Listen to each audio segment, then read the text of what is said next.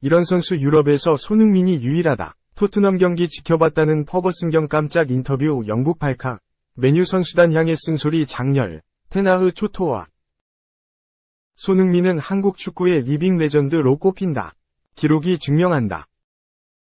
2010년 12월 시리아와 친선전에서 A매치에 데뷔한 손흥민은 지금껏 꾸준히 대표팀의 승선 111경기에 출전했다. 최다 출장 통산 8위에 올라있는 그는 더 높은 곳을 바라본다. 9월 A매치 기간 최다 출전 부문에서 순위가 한 계단 더 뛰어오를 가능성이 크다. 손흥민이 오는 8일과 13일 열리는 웨일스, 사우디아라비아와 평가전에 모두 나선다면 7위 조영증, 은퇴 113경기과 어깨를 나란히 하게 된다. 이 부문에서 손흥민 위로는 김호곤, 유상철, 이상 124경기, 이훈재, 133경기, 홍명보, 차범근, 이상 136경기만 남게 된다. 선배들은 모두 축구화를 벗었고 손흥민 기록만 진행형인 터라 앞으로 기록 파괴자 면모를 이어갈 가능성이 상당하다. 득점 부문에서도 이미 괄목할 만한 자취를 남겼다. 손흥민은 등장부터 센세이션했다. 그는 2011년 1월 인도와 아시아축구연맹 AFC 아시안컵 조별리그 경기이자 본인의 세 번째 A매치에서 데뷔골을 넣었다. 이때 손흥민의 나이는 18세 194일. 그는 고종수 18세 87일, 이어 A매치 최연소 득점 2위의 이름을 새겼다. 태극마크를 달고 꾸준히 골망을 가른 손흥민은 13년간 37골을 몰아치며 전설들과 순위표에 이름을 올렸다. 최다 득점 3위인 손흥민 위에는 황선홍 50골, 차범근 58골만 남았다. 아직 거리가 있지만 이번 2연전이 격차를 좁힐 기회로 여겨진다. 이미 대표팀 전설로 평가받는 손흥민은 최근 매서운 발끝을 과시했다. 지난 2일 대표팀 소집 직전 경기였던 벌리와 잉글랜드 프리미어리그 EPL 4라운드에서 해트트릭을 작성했다. 왼발로 1골, 오른발로 2골을 넣는 등 쾌조의 골 감각을 자랑했다. 이번 A매치에서 맹렬한 기세를 이어감과 동시에 또 한 번 새 기록을 작성할지 주목된다. 주장 손흥민. 웨일스전 앞두고 보여준 겸손함, 훌륭한 동료들 더. 위르겐 클린스만 감독이 이끄는 축구대표팀은 8일 오전 3시 45분, 한국 시간, 영국 카디프의 카디프 시티 스타디움에서 웨일스와 경기를 치른다. 9월 열리는 A매치 2연전의 첫 번째 경기다. 올 시즌 토트넘 호스퍼 주장으로 좋은 활약을 펼치고 있는 손흥민이다. 이번 대표팀 소집을 앞두고 열린 번리 FC전에서는 해트트릭을 폭발시켰다. 대표팀에서도 주장이자 에이스로 이번 경기 첫 승을 노리는 클린스만 감독이 믿고 있는 카드다. 7일 영국 언론 인디펜던트에 따르면 손흥민은 대표팀과 토트넘에는 훌륭한 동료들이 많다. 이들은 나를 더 좋은 사람과 선수, 그리고 주장이 될 수 있도록 많은 도움을 준다, 라고 전했다. 이어 국가대표팀과 한 구단의 주장이 된다는 건 커다란 영광이자 특권이다. 이번 경기를 포함해 주장으로 솔선수범하며 리더로 보여줘야 한다, 라고 덧붙였다. 3. 나를 어떻게 할 거야?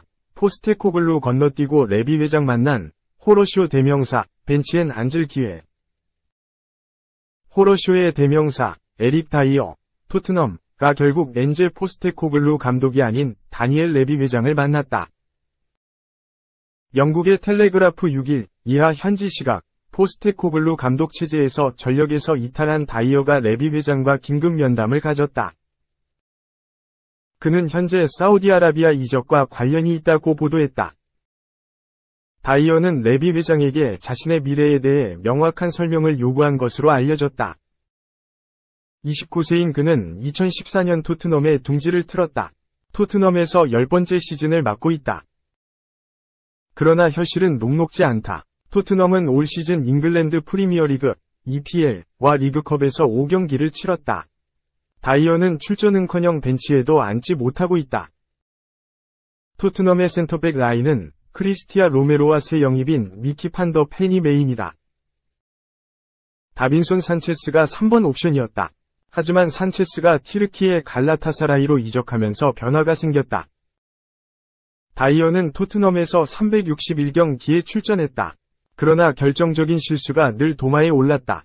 포스테코글루 감독의 눈밖에 난 것도 이 때문이다. 다이어가 레비 회장과 직접 소통하는 이유는 있다.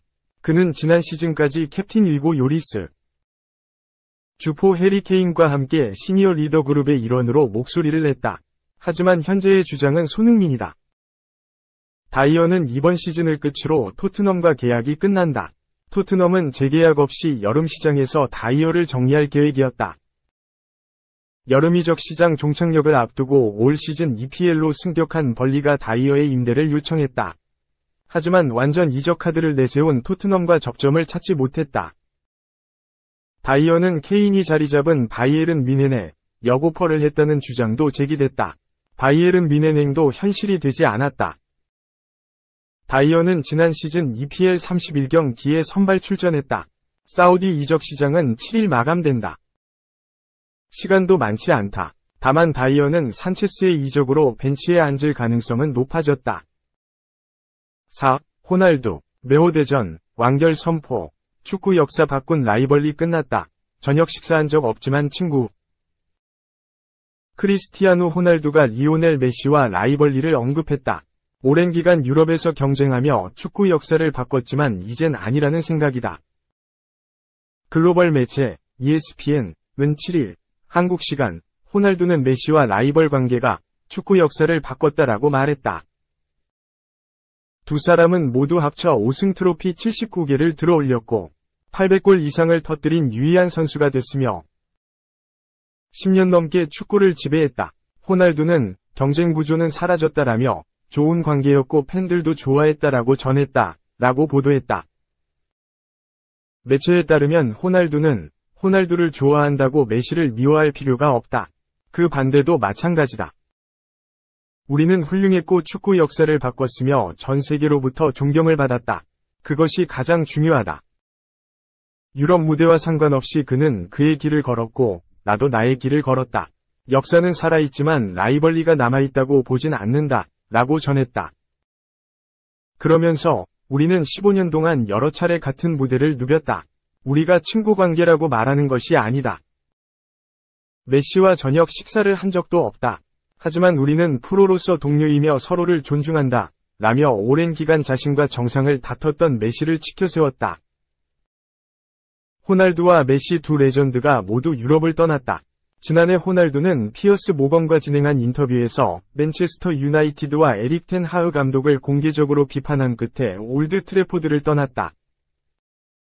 다음 행선지는 사우디아라비아였다. 당초 유럽 잔류가 기대됐지만 불가능했다.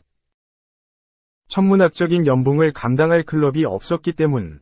결국 호날두는 연봉 2억 유로, 약 2,866억 원을 제시한 알나스르와 계약을 체결했다. ESPN은 호날두는 지난달 아랍클럽 챔피언스컵을 차지하며 알나스르 소속으로 첫 우승을 달성했다. 지난 주말 알하젬전 5에서 1승, 멀티골 이후 축구 역사상 통산 850골을 넣은 유일한 선수가 됐다. 라며 호날두 활약상에 대해 추가로 설명했다. 호날두는 역사적인 기념비다. 하지만 나는 더 많은 걸 원한다. 라며 각오를 불태웠다. 최근 자신이 이적한 사우디의 슈퍼스타들이 대거 합류하는 흐름에 대해선 6개월 전에도 말했지만 모두들 나를 미친 사람으로 생각했다. 한 나라를 바꾸고 훌륭한 선수들이 사우디로 향한 건 내게 특권이다. 나는 선구자였고 자랑스럽다. 내가 원하는 건 사우디 리그가 계속 발전해 정상까지 도달하는 것이다. 라며 남다른 포부도 밝혔다. 호날두는 개척자다. 호날두 입성 이후 사우디는 전 세계 슈퍼스타들을 쓸어 담으며 축구계를 흔들고 있다. 특히 사우디 공공투자기금 PIF으로부터 지원을 받는 알-이티하드, 알-아흘리, 알-힐랄, 알-나스르가 공격적인 투자를 보여줬다. 알-이티하드는 카림 벤제마, 은골로 칸테, 파비뉴, 조타가 합류했다. 알-아흘리는 호베르투 피르미노, 리아드 마레즈, 에두아르 맨디, 프랑크 캐시에가 입단했다. 알-힐랄은 칼리두 쿨리발리, 후백 네베스, 세르게이 밀린코비치 사비치, 네이마르, 야신 분우를 영입했다.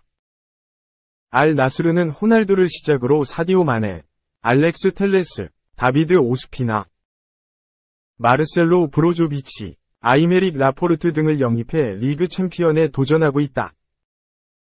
지난 5월 호날두는 사우디 리그는 점점 발전하고 있다. 내년엔 훨씬 나아질 것이다.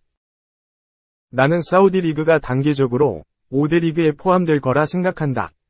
그러기 위해서는 시간, 선수, 인프라가 필요하다.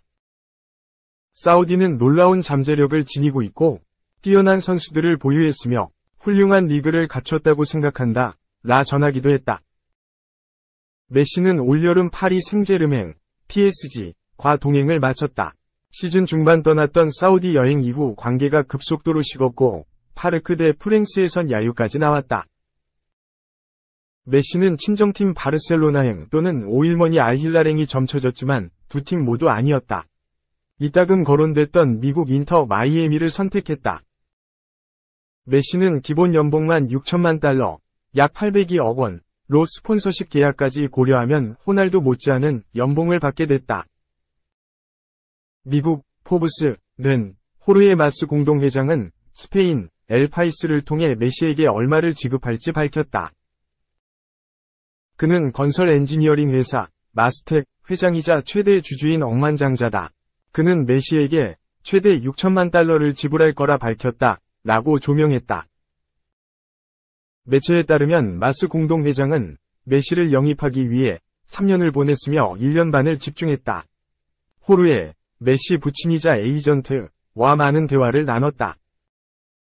베컴은 메시와 축구에 대해서만 이야기했다. 왜냐하면 그가 축구 선수이기 때문이라고 설명했다. 그러면서 나는 5월 말이 되어서야 거래 성사 완성되는 걸 봤다. 메시가 압박감을 느끼는 걸 원하지 않았다. 우리는 바르셀로나, 마이애미, 로사리오, 도하에서 이야기를 주고받았다. 라며 메시를 영입하게 된 과정에 대해 털어놓았다. 물론 이것도 기본 연봉 한정이다. 각종 대형 스폰서십까지 포함하면 어마어마한 돈을 수령하게 된다. 공동 소유주 베컴 또한 10년 전 마이애미에서 팀을 꾸릴 때 세계 최고의 선수를 데려오는 꿈을 가졌다고 말했다. 선수 시절 LA 갤럭시에 합류했을 때 가졌던 야망을 공유했던 선수들은 축구에서 다음 세대를 위한 유산을 구축하는 데 도움을 줬다. 오늘 그 꿈이 이루어졌다. 메시와 같은 선수가 합류하게 되어 정말 자랑스럽다. 마이애미에 온 걸 진심으로 환영하며 다음 챕터가 여기서부터 시작된다. 라며 기뻐했다. 미국에서 행복 축구를 하고 있는 메시다. 합류 직후 출전한 리그스컵에서 7경기 10골 1도움을 기록하며 미국 내에서도 최약체라 거론됐던 마이애미를 창단 첫 우승으로 이끌었다.